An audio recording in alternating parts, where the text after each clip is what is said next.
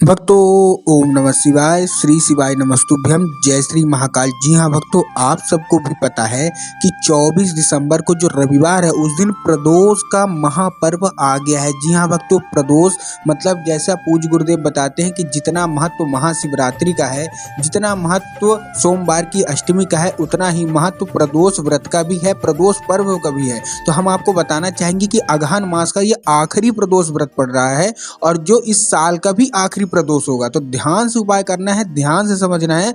अगर आपने अच्छे से उपाय कर लिया इस दिन, तो पूज्य गुरुदेव कहते हैं कि आपकी जो भी मनोकामना है, जो वर्षों पुराने से पूरी हो ही नहीं रही है, मात्र ये उपाय करने से पूरी हो जाएगी। आज मैं आपको इस वीडियो में 3 उपाय बताने वाला हूँ। तीनों मनोकामना पूर्ति उपाय है। बड़ी से बड़ी मनोकामना जो कि बहुत दिन से पूरी नहीं हो रही है, मात्र ये उपाय करने से आपकी जो भी मनोकामना है वो पूरी होनी ही होनी है। कैसा उपाय होगा, क्या उपाय होगा, ध्यान से समझिएगा। पूज्य गुरुदेव की ही कथा सुन के और बहुत अच्छे समझ के आपको बताने का प्रयास कर रहा हूँ। प्रदोष का है, मैं दिन भी बता देता हूँ फिर से आपको एक बार। 24 दिसंबर दिन रविवार, अगहन मास का आखिरी और साल का भी आखिरी प्रदोष है। तो चलिए बताते हैं उपाय कौन सा है। लेकिन उससे पहले चैनल पर पहली बार आए हैं, आवाज मेरी पहली बार सुन रहे हैं, तो वीडियो को कर दें लाइक और चैनल को कर लें सब्सक्राइब, ताकि पूजनीय पंडित प्रदीप जी मिश्रा के जितने भी नए नए उपाय जो कि उनकी कथा से निकलते हैं, मैं श्रवण करता हूँ, सबसे पहले आपको प्राप्त हो सके। तो देखिए, जो पहला उपाय है उसमें आपको सामग्री क्या क्या चाहिए मैं आपको बता देता हूँ। सबसे पहला जो उपाय है बहुत ही सरल सा उपाय है। आपको इस उपाय में चाहिए एक धतूरा और बेल पत्र के 7 कांटे। जी हाँ भक्तों, आप बेल पत्र आपने देखा है, बेल पत्र आपको नहीं लेना। इस उपाय में आपको बेल पत्र के 7 कांटे लेना है, ठीक है ना। अब आपने क्या किया, एक धतूरा लिया। देखिए, धतूरा जब आप लेंगे तब आपको ध्यान रखना है कि धतूरा कहीं से भी खंडित नहीं होना चाहिए। पूज्य गुरुदेव हमेशा बताते हैं कि बहुत सारे लोग गलती क्या करते हैं कि धतूरा वो ऐसे ही ले लेते हैं, खंडित ले लेते हैं, मुरझाया हुआ ले लेते हैं। तो आपको ये नहीं करना, आपको हरा धतूरा लेना है, क्योंकि पूज्य गुरुदेव ही बताते हैं कि जितना जल्दी महादेव खुश होते हैं उतना जल्दी वो क्रोधित भी हो जाते हैं। तो आपको उनको क्रोधित नहीं करना, खुश करना है, प्रसन्न करना है। आपको एक धतूरा चाहिए जो हरा है और बेल पत्र के 7 कांटे चाहिए, ठीक। जब आप कांटे तोड़ेंगे तो ध्यान से तोड़िएगा, हाथ में न लगे। उसको बाद आप ले आ लीजिए।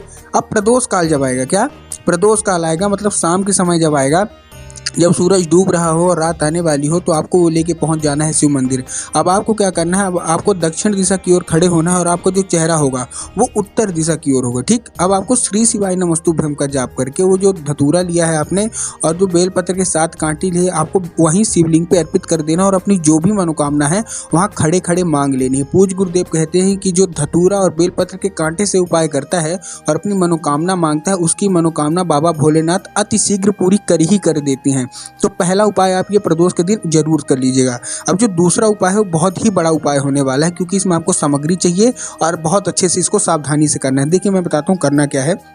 आपको सबसे पहले इसमें चाहिए क्या, 1 लोटा जल चाहिए जो कि तांबे के लोटे में होना चाहिए। देखिए, जब ये जल लेंगे आप, तो जल में भी आपको एक चीज़ का ध्यान रखना है कि जल आपका घर का होना चाहिए, आपको मंदिर का जल नहीं लेना। पूज्य गुरुदेव हमेशा बताते हैं कि आपको क्या है, जो आप जल ले रहे हो अपने घर से लेके जाइए, उसका फल ज़्यादा मिलता है।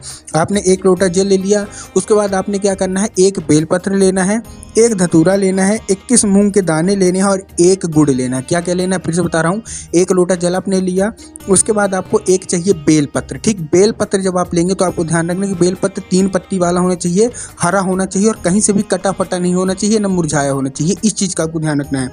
उसके बाद आपको एक धतूरा चाहिए, जैसे मैंने आपको पिछले उपाय में बताया कि आपको क्या है, अच्छा धतूरा लेना है। उसके बाद आपको 21 हरे मूंग चाहिए, क्या हरे मूंग 21 दाने चाहिए और 1 गुड़ चाहिए, मतलब 1 ढेली गुड़ चाहिए।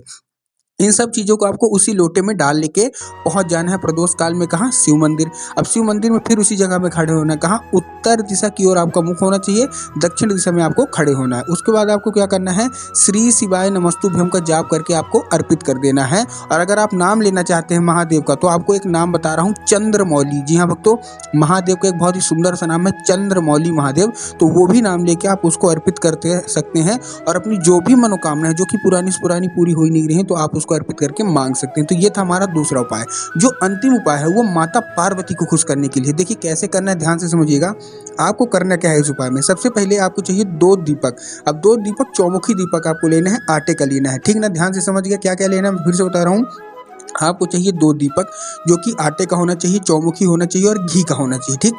अब पहला दीपक आपको प्रदोष काल में लेके पहुंच जाना है कहाँ, बेलपत्र का जो पेड़ है ना उसी के नीचे, बेलपत्र के पेड़ के नीचे आप पहुंच गए। अब सबसे पहले आपको उसकी जड़ में, सबसे पहले तो आपको परिक्रमा करनी है 3 बार, फिर आपको उसकी जड़ में आपको क्या कर देना है, वो दिया अर्पित करके अपनी जो भी मनोकामना है मांगनी है माता पार्वती से। उसके बाद जो हमारा दूसरा दीपक है उसको आपको घर में, अपने घर के बाहर, आपका जो गेट है उसके बाहर आपको अर्पित करना है, गेट के बाहर आपको अर्पित करना है। और पूज्य गुरुदेव कहते हैं कि ऐसा करने से घर में जितनी भी सकारात्मक ऊर्जा है वो रहती है और जितनी भी नकारात्मक शक्ति वो बाहर जाती है और बाहर की दरिद्रता भी आपके घर में कभी प्रवेश नहीं कर पाती। माता लक्ष्मी का आगमन हमेशा आपके घर में रहता है। तो उम्मीद करता हूँ आपको तीनों उपाय समझ में आए होंगे। वीडियो अच्छी लगी हो तो कमेंट बॉक्स में हर हर महादेव अवश्य रूप से लिख दे।